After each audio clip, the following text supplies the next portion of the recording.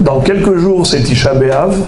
Alors on va lire un sujet qui est en rapport avec la destruction du Beth Amikdash.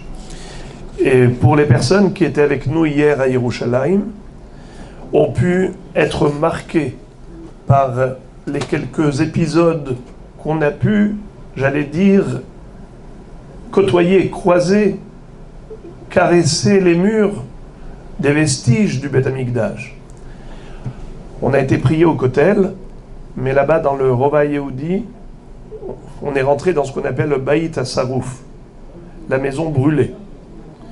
C'est au travers des fouilles archéologiques qu'ils ont réussi à trouver des maisons de Kohanim qui vivaient encore à l'époque, il y a plus de 2000 ans, la famille de Katros, puisqu'ils ont retrouvé des inscriptions au travers de toutes sortes d'éléments où le nom de Katros était inscrit, qu'on retrouve dans la Gemara Psachim. C'était donc des gens qui ont habité là-bas, et malheureusement ils ont retrouvé même des os brûlés de cette période où il y a eu la destruction du temple et l'ennemi qui a mis le feu partout. Ils ont réussi à faire une reproduction, une représentation, un vrai scénario. Ils montraient comment un rescapé de cette famille, en fuite de l'ennemi, qui s'est caché pendant des jours dans une grotte et qui a pu survivre, mais il raconte comment malheureusement sa famille a été assassinée cruellement par les Romains. Alors, ce qu'on a vu hier et qui n'a laissé personne indifférent, tous les yeux étaient larmoyants, parce que des gens qui vivaient dans la tranquillité, menaient une vie paisible, tout allait très bien, jusqu'au jour où les Romains sont venus assiéger Yerushalayim pour attaquer Israël et détruire la résidence divine. Am Israël, malheureusement, quand il n'est pas du niveau et à la hauteur, Akadosh Baruch Hu lui fait remarquer cela par des signes très forts.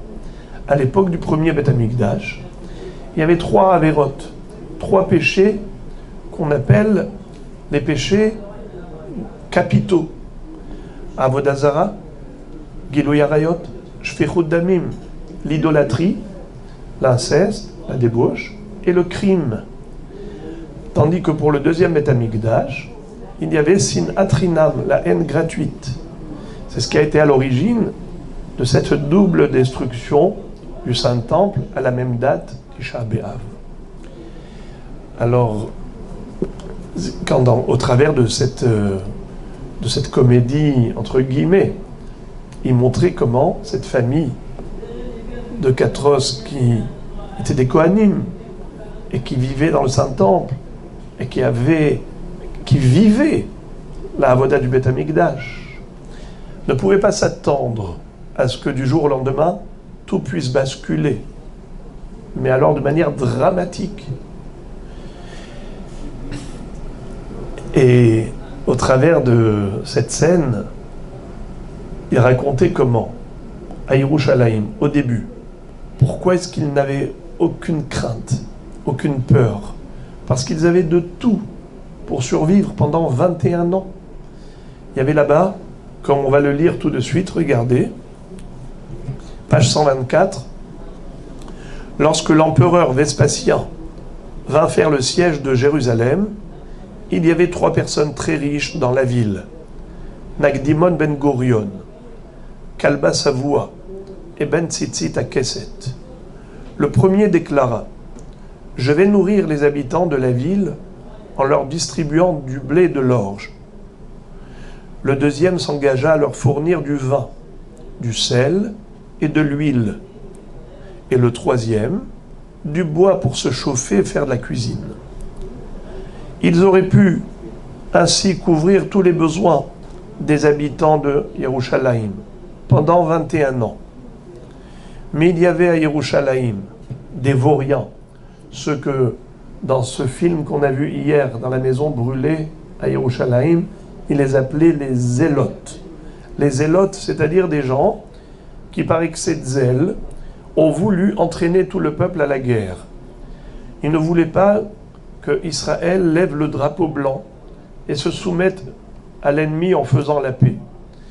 Par orgueil, par gloire, par fierté et amour-propre, ils ont dit « on est capable de donner une bonne leçon à l'ennemi ». Alors regardez ce qu'ils vont faire. Ils empêchèrent les sages de sortir de Jérusalem pour engager des pourparlers de paix avec les Romains. Ils dirent, au contraire, nous allons leur faire la guerre. Lorsque les Chachamim leur dirent qu'ils ne parviendraient pas à vaincre les Romains, ces vauriens brûlèrent les entrepôts de blé et de bois pour forcer le peuple à faire la guerre. C'est alors qu'une grande famine sévit dans la ville à Yerushalayim. Et les gens mouraient de faim. La Gemara raconte comment il y avait une femme qui était la fille de Nagdimon Ben Gurion, qui allait chercher carrément des grains de céréales pour ne pas vous dégoûter, dans des excréments d'animaux, parce qu'après des semaines et des semaines de famine, où il n'y avait plus rien à manger, ils se disaient, mais qu'est-ce qu'on peut faire pour survivre? Ces gens avaient énormément d'or et d'argent. Il y a une femme qui s'appelait Myriam Bat Baitos, elle a jeté par la fenêtre tous les ustensiles en or et en argent qu'elle avait. Elle a dit, à quoi cela me sert si je peux rien acheter avec toute ma richesse? Et Rabban Yochanan Ben Zakkai, comme je l'ai raconté hier dans le bus, avait croisé la fille de Nagdimon Ben Gurion en train de chercher quoi mettre sous la dent. Il lui a dit, mais si je ne me trompe pas, tu es la fille de l'homme le plus riche du pays. Je me souviens que j'avais célébré ton mariage et j'avais été témoin de toute la dot en mariage que ton père t'avait offert et ce que ton mari t'avait promis. Mais on parle de sommes colossales, phénoménales. Mais où est passé tout cet argent? Il dit, ben voilà, malheureusement, avec ce Chorban Bet Hamikdash, ce qu'ils ont subi. J'ouvre une parenthèse, elle lui a dit, papa n'a pas fait suffisamment de tzedaka. Et nous avons à Yerushalayim un proverbe, Melach, Mammon, Haser. Le sel de l'argent, c'est le manque. Qu'est-ce que ça veut dire? Le sel, c'est le produit conservateur. Quand on veut que des légumes durent longtemps, on les met dans le sel. La viande, vous la mettez longtemps dans le sel, ça ne pourrit jamais. Alors, qu'est-ce qui fait que l'argent ne va pas pourrir? Que cet argent reste longtemps. C'est quoi le produit conservateur? Yahaser mimamono litzdaka. Qu'il en manque de cet argent, c'est-à-dire que tu retires une partie que tu donnes à la tzedaka. Ça, c'est le sel conservateur de l'argent. Il lui a dit, mais quoi, ton papa n'a pas donné de la tzedaka? Il donnait, mais pas assez par rapport à ses moyens. Et la Gemara raconte que quand il sortait, ses serviteurs allaient dérouler des tapis rouges pour qu'il marche dans la rue sur de la soie, pour pas qu'il mette les pieds par terre. Et qui est-ce qui récupérait toute cette soie? C'était les pauvres, les aniim. Et avec ça, il se faisait de beaux vêtements. Alors la Gemara dit, donc tu vois qu'il a fait de la tzedaka. Et la Gemara de répondre, Kedebaré les mervad, l'oravid, comme il fallait faire, il n'a pas fait. Il pouvait faire beaucoup plus. Alors il lui a dit, ça c'est l'argent de ton père, mais l'argent de ton beau-père. Comment se fait-il qu'il ne te reste pas de bracha, de tout ce que ton beau-père t'a donné? Incroyable ce qu'elle a répondu. Elle lui a répondu que, étant donné que dans son coffre à elle, s'est mélangé l'argent de son père et de son beau-père, il n'y avait plus de bracha. Vu que son père n'a pas donné de tzedaka, eh bien ça a apporté la poisse même à l'argent du beau-père. Ça veut dire qu'une association avec quelqu'un qui n'est pas méritant, eh bien, ça porte pas bonheur. Mais à côté de cela, puisqu'on parle de Nakdimon Ben Gurion, je voudrais vous dire qui était cet homme. J'allais dire en sa faveur et à sa décharge. Il s'agit d'un homme unique. Incroyable ce qu'il a fait.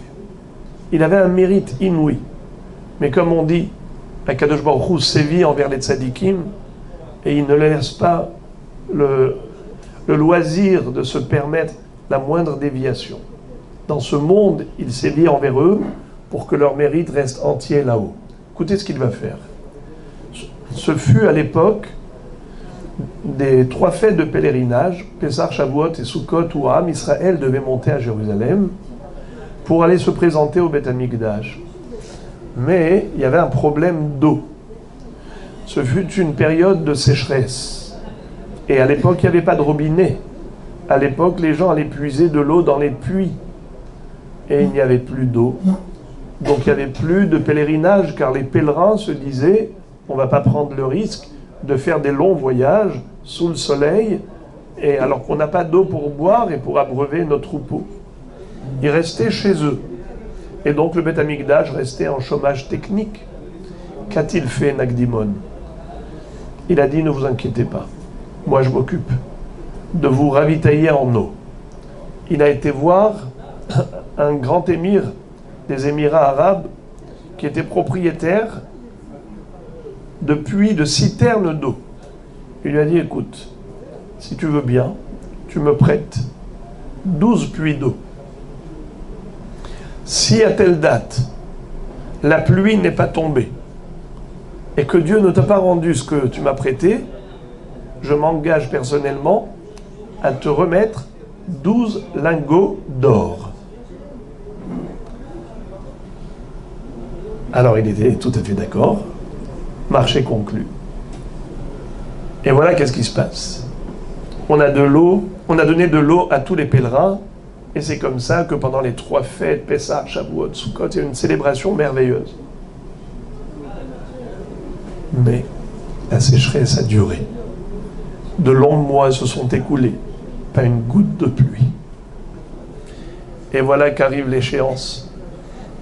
Le délai, le jour est arrivé, le goy envoie chercher l'argent chez Nakdimon Ben Gurion. Et lui dit, chose promise, chose due, tu peux m'envoyer les 12 lingots? Il lui dit, mais Adain Yeshehut Bayom, la journée ne s'est pas encore écoulée. L'autre a éclaté de rire. Il lui dit, s'il n'y avait pas eu de pluie jusqu'à présent, penses-tu que c'est aujourd'hui que ça va arriver? Eh bien, il lui dit, oui, il y a encore quelques heures. Et voilà que le jour est en train de se coucher. On arrive proche du coucher du soleil. Et là, l'Arabe va envoyer chercher son argent. Et en attendant, il va rentrer, prendre sa douche. Il va au hammam pour se baigner. Il s'est dit, je vais ressortir de là, à la tombée de la nuit. Et qu'est-ce qui va m'attendre sur mon bureau? Les 12 lingots d'or de Nakdimon Ben Gurion. Et en effet, il va se doucher. Il va pour son bain. Nakdimon Ben Gurion va courir au Beth Amikdash. Et il va dire, Ribono shel Olam, maître du monde, pour qui je me suis engagé? Pour toi ou pour moi? Ce n'est pas pour mon kavod, ni pour la gloire de mes ancêtres que je l'ai fait. C'est pour la gloire de ton nom. Et à ce moment-là, la pluie se met à tomber. Une pluie torrentielle qui a rempli les 12 puits. Lorsque l'Arabe est sorti de là, et il voit ce qui s'est passé, il lui a dit, je sais que Dieu a fait ça pour toi. Mais trop tard. La nuit était déjà tombée. L'argent, tu me le dois. Qu'est-ce que fait Nakdimon Ben Gurion? Il court à nouveau au Beth Amikdash. Et il dit à Kadosh Baruch Hu 4 mots. Hoda, sheyesh lecha, ohavim, baolam. Montre que tu as des gens qui t'aiment et que tu aimes dans le monde. Alors le soleil se met à briller. Comme quoi il n'y a pas eu de coucher de soleil, la nuit n'est pas tombée, il fait encore jour. Et on l'a appelé désormais Nakdimon Ben Gurion. Le mot Nakdimon, c'est la contraction de deux mots, Nakda Hama Ba'avuro. Le soleil a brillé pour lui. Anès.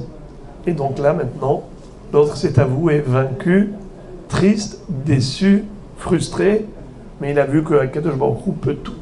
Et en faveur de ses enfants, in extremis, il les sauve. Cette histoire, c'est pour montrer que, d'une part, Nakdimon Ben Gurion était un homme porteur de tant de mérite. Et pourtant, sa fille a subi et lui-même a perdu cette bracha. Tous ses entrepôts ont été brûlés, ainsi de suite. Et elle-même, elle a attribué cette sanction, entre guillemets, par le fait qu'il n'a pas fait suffisamment de tzedaka par rapport à ses capacités. Alors, comme je disais, Akadosh Baruch Hu fait payer aux tzadikim très cher dans ce monde pour que leur mérite reste entier et intact pour l'autre monde. Ils n'ont pas le droit à la moindre erreur. Alors on va lire maintenant la suite de l'histoire. Ça également, je vous en ai fait part dans le bus. Rabban Yochanan ben Zakkai convoqua en cachette son neveu. Il se nommait Abba Sikra. C'était le chef des Vauriens, des Zélotes.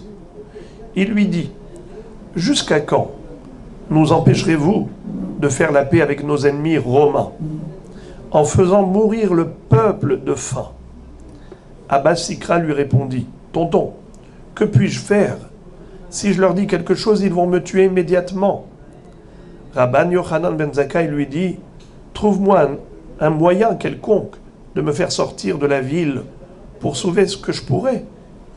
Abba Sikra lui dit: feins d'être malade, fais en sorte que la nouvelle se répande et que tout le monde vienne te rendre visite. Ensuite, apporte une chose nauséabonde comme une charogne et mets-la dans ton lit pour qu'on dise: il est mort, et son corps répand déjà une mauvaise odeur. Il faut que ce soit tes élèves qui te transportent. Tes élèves ne laisseront personne approcher de peur qu'on se rende compte que ton corps est léger, car tout le monde le sait, qu'un homme vivant est plus léger qu'un cadavre. Donc fais-toi porter par tes élèves.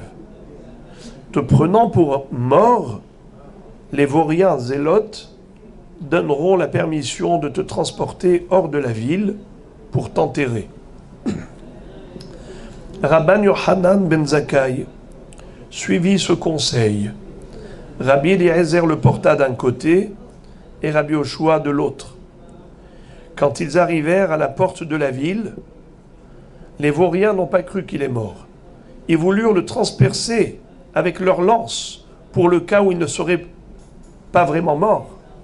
Ils ont dit: peut-être que vous nous mentez, que c'est du jeu, alors laissez-nous le transpercer avec notre épée. Abba Sikra, le neveu, leur déclara: si vous faites ça, les Romains diraient: ils transpercent même leur maître. Quelle honte! Alors ils voulurent le pousser pour voir s'il allait crier. Abba Sikra leur déclara: les Romains vont dire: ils n'ont pas honte, ces Juifs, ils poussent même leur maître. Alors ils ouvrirent la porte et il put sortir ainsi de la ville. Lorsqu'il arriva au camp romain, il dit à l'empereur, au chef d'état-major: que la paix soit sur toi, empereur. Que la paix soit sur toi, empereur. Vespasien lui dit: tu es passible de mort pour deux raisons. Premièrement, parce que tu m'appelles empereur alors que je ne le suis pas.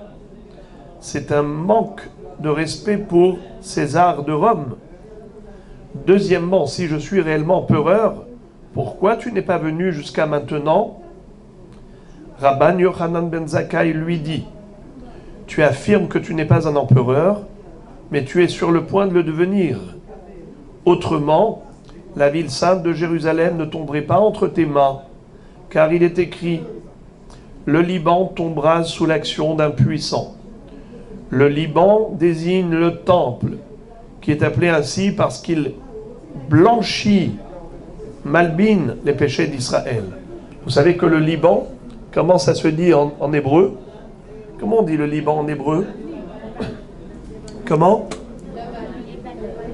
Lébanon. Quelle est la racine de Lébanon? Lavan. C'est quoi Lavan? Blanc. Très bien. Alors pourquoi le Beth Amikdash s'appelle Lébanon? Quel rapport avec la couleur blanche? Eh bien, c'est que le Beth Amikdash blanchissait Israël. Toute personne qui avait fauté, elle allait apporter un korban expiatoire, et c'est comme ça qu'elle était blanchie de ses fautes. C'est pour cela que le Beth Amikdash s'appelle Lébanon, dans le sens de Lavan, qui blanchit. Ensuite, regardez ce qu'il va lui dire. Le puissant, c'est le roi.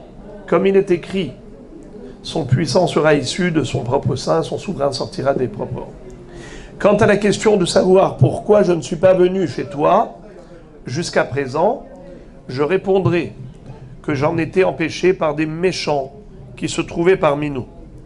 Bon, alors je saute un petit paragraphe, regardez en dessous. Le dernier passage, en bas. Sur ces entrefaites, un émissaire de Rome vint annoncer à Vespasien, l'empereur est mort et tu as été nommé à sa place. Vespasien était en train de mettre ses chaussures. Il avait déjà mis la première et il n'arriva pas à entrer la seconde, ni à enlever la première. Il demanda, mais que se passe-t-il? Rabban Yochanan ben Zakkai lui répondit, ne t'inquiète pas, car c'est la bonne nouvelle qui a eu un impact, car une bonne nouvelle engraisse les os. Fais passer devant toi un ennemi juré, antipathique, et tes os reprendront leur taille normale, car il est écrit, un esprit abattu et déprimé dessèche les os. Ça veut dire que Rabban Yochanan ben Zakkai lui a montré une intelligence incroyable. Il a prophétisé qu'il allait devenir roi. Sur la base de quoi? Un pasouk. Il lui a dit, chez nous il est écrit que c'est un roi qui va détruire le temple. Donc si tu n'étais pas roi, tu n'aurais pas pu détruire Jérusalem. Comme il est écrit, va Lébanon, mais Adiripol, Adir c'est un roi. Alors il lui dit, maintenant, qu'est-ce qui m'arrive? Pourquoi la chaussure elle ne rentre pas dans mon pied? Pourtant, tous les jours, j'ai mis mes chaussures, et voilà une déjà rentrée. Il lui a dit, parce que la bonne nouvelle que tu viens de recevoir, eh bien, fait que tes os ont grossi, enflé. Il lui a dit, comment je peux faire maintenant pour désenfler? Il lui a dit, bien, si tu regardes quelqu'un, mshon, quelqu'un que tu ne peux pas regarder, eh bien, celui-là, il va te dégonfler. Il va te dégonfler le moral et le physique.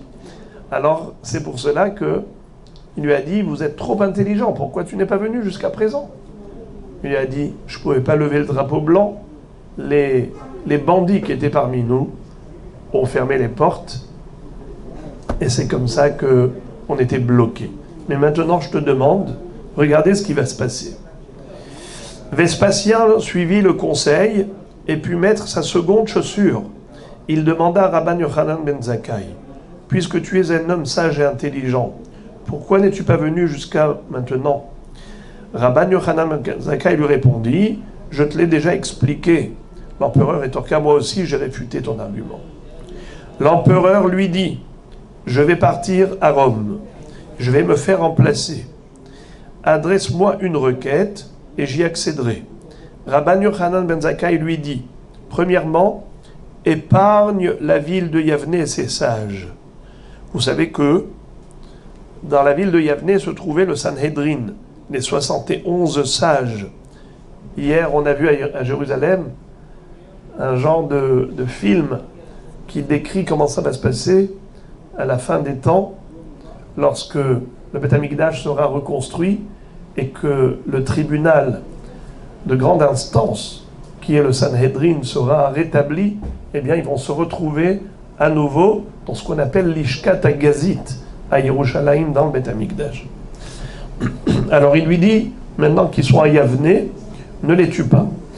Ne tue pas non plus la famille de Rabban Gamliel, afin que la dynastie de David ne s'éteigne pas. Troisièmement, donne-moi des médecins pour guérir Rabbi Tzadok. Rabbi Tzadok avait jeûné pendant 40 ans, il mangeait que la nuit. Il ne pouvait plus rien avaler, car son estomac s'était rétréci à la suite de ses jeûnes. Il avait jeûné pour que le Beth Amikdash ne soit pas détruit. Rabbi Yosef, ou selon une autre version, Rabbi Akiva, lui appliqua le verset « Je fais revenir les sages en arrière et réduis leur intelligence à de la démence. » Pourquoi ? Parce que Rabban Yochanan ben Zakkai n'a pas demandé tout simplement qu'ils ne détruisent pas Yerushalayim. Pourquoi il lui a demandé juste ces trois choses ? Il aurait pu demander à Vespasien de lever le siège de Jérusalem. Mais pourquoi Rabban Yochanan ben Zakkai ne lui a pas formulé cette requête ? Parce qu'il s'est dit, s'il refuse, rien ne sera sauvé. Alors au moins qu'il accepte quelque chose. Alors, vous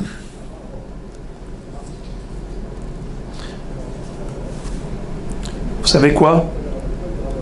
40 ans avant la destruction du temple, il y avait déjà des signes de la destruction. Regardez ça. Nos maîtres ont enseigné les 40 dernières années avant la destruction du temple, la plaque que le grand prêtre sortait de l'urne pour tirer au sort le bouc appelé à être immolé sur l'autel à Yom Kippour ne lui arrivait plus dans la main droite. Vous savez ce que ça veut dire ? Il y avait là-bas deux boucs. Un bouc qu'on appelle Sa'ir la-Azazel, le bouc émissaire, qui était envoyé dans le désert, et cette personne qui l'accompagnait allait l'éjecter du haut de la falaise. Mais avant cela, il y avait un autre bouc qui était, j'allais dire, son jumeau, il se ressemblait, et il était, lui, sacrifié dans l'autel. Ça s'appelle Hatat Lachem. Mais comment est-ce qu'ils étaient élus, chacun pour sa fonction, ces deux boucs ? Le Kohen Gadol devait prendre une urne, l'urne, ce qu'on appelle un kalpi. À l'intérieur des deux, il y avait deux plaques. Une plaque où il y avait écrit Lachem, dans la seconde, il y avait écrit la Azazel. Donc, le Kohen Gadol devait prendre au hasard, tirer au sort ces deux plaques. Et c'est comme ça qu'il allait déposer sur un bouc qui se tenait à sa droite et sur l'autre bouc qui se tenait à sa gauche, les deux plaques. On regardait, tiens, Lachem, c'était celui qui était sacrifié dans le Misbéach. La Azazel, c'est le bouc émissaire. Généralement, quand la plaque de Lachem, elle était dans la main droite du Kohen Gadol, c'était un bon signe. Ça allait être une bonne et heureuse année. Si Chas v'Shalom, c'était le contraire, c'était Azazel qui montait dans la droite, ça veut dire que les forces du mal allaient prendre le dessus, c'était un mauvais signe. Eh bien, pendant les 40 années qui précédaient la destruction du temple, à chaque fois, au travers du tirage au sort, la plaque de la Azazel montait à droite et la Shem à gauche. Il n'y avait pas que ça. Il y avait encore 40 ans avant la destruction, la langue de laine dorée, suspendue à la porte du temple, ne blanchissait plus à Yom Kippour. Vous savez que le jour de Kippour, il y avait un ness extraordinaire, c'est que il y avait de la laine rouge qui était accrochée à l'entrée du Echal, et quand les Bnei Israël avaient mérité le grand pardon, ça devenait tout blanc. Dieu disait Imiyu hataechem kashanim kasheleg yalbinu.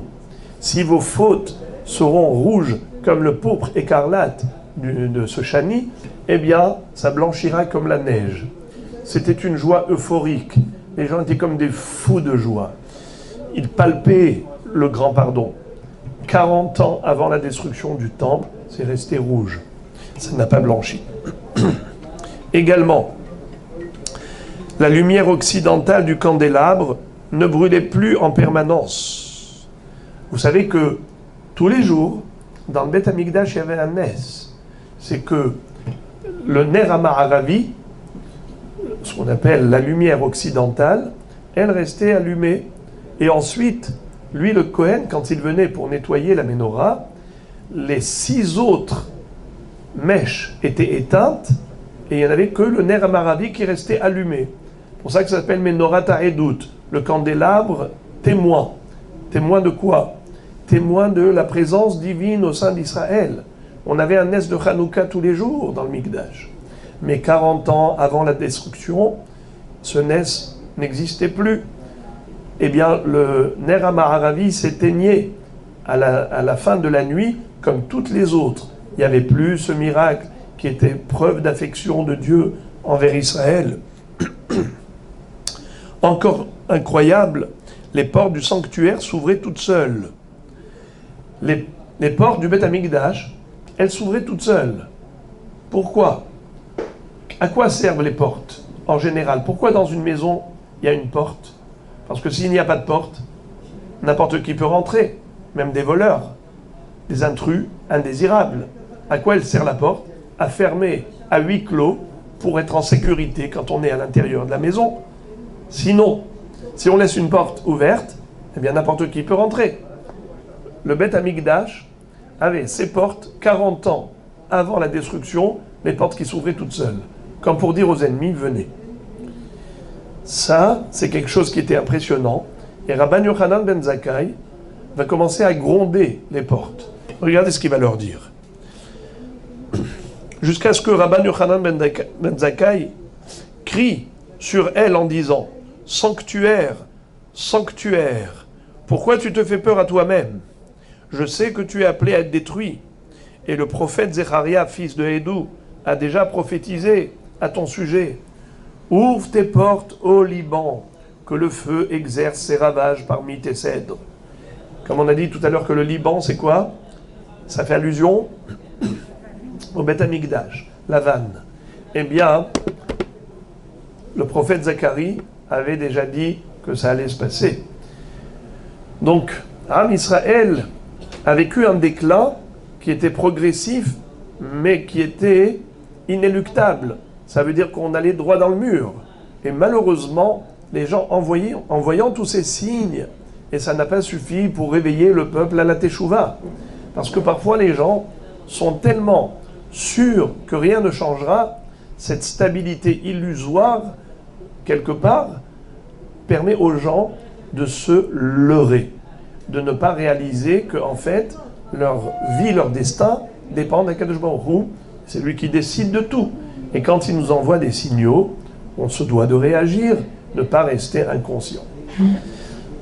Une fois, alors que Rabban Yochanan ben Zakkai sortait à Dodan de Jérusalem avec ses disciples, il vit une jeune fille qui recueillait de l'orge entre les excréments des animaux des Arabes. Lorsqu'elle le vit, elle s'enveloppa la tête, se présenta devant lui et lui dit « Maître, nourris-moi ». Il lui demanda « Ma fille, qui est la fille de qui tu es ?» Elle lui répondit « Je suis la fille de Nagdimon ben Gurion ». Il lui demanda « Ma fille, où sont parties toutes les richesses de ton père ?» Elle lui répondit « Maître, n'y a-t-il pas ce dicton à Jérusalem, pour saler et conserver l'argent, eh bien enlève-en pour les pauvres. Selon une autre version, le dicton est pour saler ton argent, fais preuve de bonté, hesed, dans le prêtant aux nécessiteux. L'argent de mon père s'est épuisé parce qu'il n'a pas fait la charité comme il le fallait. Rabban Yochanan ben Zakkai lui demanda « Et où est l'argent de ton beau-père » Elle lui répondit « L'un est venu et a fait perdre l'autre, qui s'était mélangé avec lui, parce que mon père n'a pas fait la charité comme il se doit, alors même l'argent du beau-père qui était mélangé a disparu. » Elle lui dit « Mon maître, te rappelles-tu que tu as signé ma ketouba en tant que témoin ?» Il expliqua à ses élèves « Je me souviens que j'y ai lu que cette fille, dans la ketouba, avait une dot de millions de dinars en or, sans compter ce qui lui avait été donné par son mari. » Et là maintenant, Rabban Yochanan ben Zakkai va s'exclamer en disant quelque chose d'extrêmement étonnant. Écoutez ce qu'il va dire. « Soyez heureux, enfants d'Israël, quand ils accomplissent la volonté d'Hachem, l'omniprésent, aucune nation ne peut les dominer. Lorsqu'ils n'accomplissent pas la volonté d'Hachem, il les livre aux mains d'une nation vile, les Arabes qui habitent dans les tentes dans le désert, et plus exactement aux mains des animaux de cette nation vile. » Qu'est-ce que ça veut dire? En hébreu, Il a dit Ashrechem Israël. Vous devez vous estimer heureux, Israël. Comment? En voyant des catastrophes aussi dramatiques, telles que la fille de Nagdimon Ben Gurion, pendant la période de famine qui précédait la destruction du temple, on peut dire « Soyez heureux, Israël ». Comment soyez heureux? Et en plus, il explique, car, je vais vous le dire en hébreu, « Kshatem olim, olim ad larakia, ve'en umma ve'lashon yechola lishlot bachem.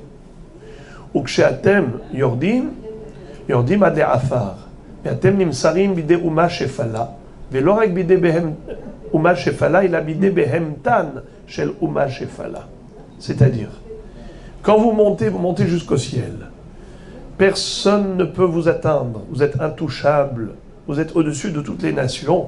Mais quand vous tombez, vous chutez de haut, et votre chute est très forte. Vous êtes transmis entre les mains des peuples qui ne valent rien.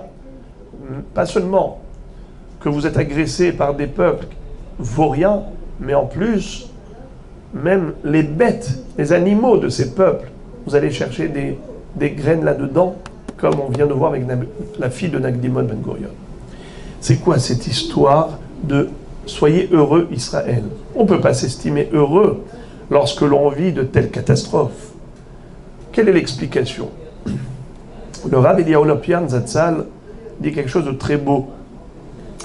Le Maharal de Prague nous explique qu'il y a 4 catégories, 4 niveaux dans l'existence. Les minéraux, les végétaux, les animaux et les humains. Le minéral sert le végétal sert l'animal. Les 3 sont au service de l'humain. C'est-à-dire que le végétal ne peut pas pousser s'il n'y a pas de minéral, la terre. Les animaux ne peuvent pas vivre s'ils n'ont pas de quoi manger, de quoi brouter des végétaux. Mais finalement, l'être humain, il se sert des 3. Il tient sur la terre, il mange les végétaux et les animaux. Ça, c'est la couronne de la création. Voici les 4 niveaux. En hébreu, domem, someach, hay, medaber. Medaber, c'est l'homme qui s'appelle le parlant. Le Maharal de Prague va dire, ça c'est vrai jusqu'au Matan Torah. Mais lors du don de la Torah, est arrivée au monde une 5e catégorie, Am Israël. Le peuple juif, depuis qu'il a dit à Dieu, on est prêt pour une alliance éternelle, on accepte la Torah, et bien désormais, on s'est connecté à une dimension supérieure. Maintenant, on est lié à Akadosh Baruch Hu. Alors, on n'est plus comme le commun des mortels, on est maintenant une nouvelle catégorie, Am Israël. Alors, reprenons, minéral, végétal, animal, humain, Israël. Est-ce que le minéral peut pourrir? Non. Est-ce que le végétal peut pourrir? Oui. Quand il pourrit, qu'est-ce qu'il devient? Plus désagréable que le minéral. Est-ce que l'animal peut pourrir? Oui. Quand la charogne d'une bête qui est morte, eh bien vous avez la putréfaction du corps. Qu'est-ce que vous obtenez? Quelque chose de dégoûtant, d'abominable. Très bien. Ça veut dire que plus la chose elle est élevée, plus quand elle se dégrade, elle est détériorée. Dans le sens où on ne peut tomber que de haut. Si on est déjà par terre, on ne peut pas tomber. Le minéral, il ne peut pas tomber plus bas que le minéral. Mais le végétal peut tomber plus bas que le minéral. L'animal encore plus bas. L'humain, je ne sais pas si vous avez déjà eu l'occasion, mais la putréfaction du corps humain, elle est terrible. C'est encore pire que la charogne d'un animal.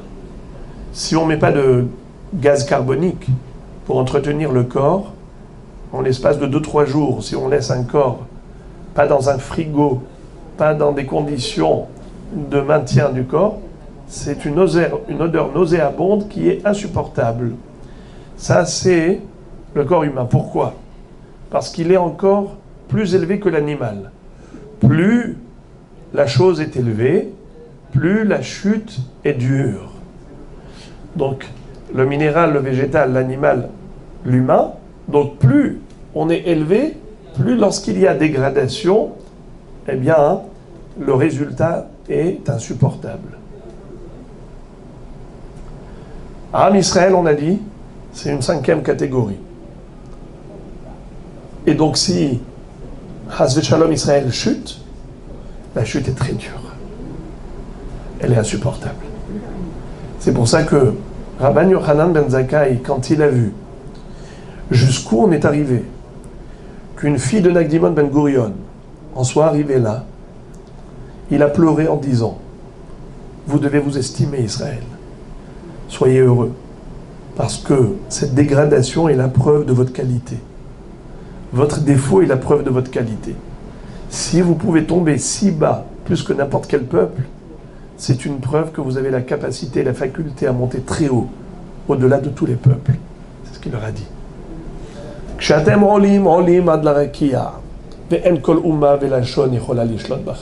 Quand vous montez, montez jusqu'au ciel. Aucun peuple ne peut vous atteindre. Mais quand vous tombez tellement bas, en dessous même des peuples les plus vils, et même carrément en dessous même de leurs animaux, de ces peuples-là. Ce qui veut dire que Am Israël n'est pas de l'ordre de la nature. Ce n'est pas un peuple qui vit dans le même cadre que tous les autres. Il y a combien de nations dans le monde ? 70. Regardez ce qu'on dit dans le pasouk du psaume numéro 20. On dit comme ça. Ele barechev ve'ele basusim va'anachnu beshem Hashem Elokenu nazgir. Eux avec leurs chevaux, ceux-là avec leurs chars, et nous juste avec le nom divin qui nous accompagne, qu'on mentionne et qu'on évoque. Alors écoutez ça. Ele, cela, comment ça s'écrit ? Aleph, Lamed et He. Combien c'est Lamed en valeur numérique ? 30. Combien c'est He ? 5. 35. Avec le Aleph de Ele, c'est avec 36, c'est-à-dire on a un en plus. Aleph, Lamed, He. Ele, Barechev.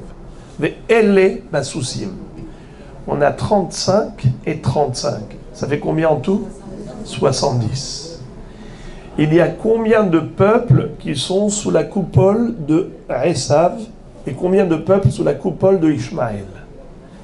Le monde oriental et le monde occidental. Le monde oriental, c'est le monde de Ishmaël. Il y a 35 peuples. Il y a 35 peuples sous la coupole de Esav. Et Chachamim nous disent que chaque peuple, il a un ange qui le défend là-haut, qui prend sa défense et qui plaide en sa faveur au devant d'Hachem. Comment Yaakov Avinu, quand il est arrivé et qu'il a croisé Esav, il avait eu un combat avec qui ? Avec un ange. Qui était cet ange ? L'ange de Esav. Il est venu combattre Yaakov. L'ange de Esav plaide en faveur de Esav et des 35 nations. Ele, c'est Aleph, Lamed, He. Aleph, c'est l'ange qui protège les 35 de Esav. Et Ele, c'est l'ange qui protège les 35 peuples de Ishmaël. Va'anachnu. Alors nous, Am Israël, on se retrouve agressés et attaqués par Ishmaël et par Esav. On a 35 d'un côté, 35 de l'autre, avec leur ange protecteur. Qui nous protège à nous ? Va'anachnu, beshem Hashem Elokenu nazgir. On n'a qu'une seule protection, c'est Akadosh Baruch Hu.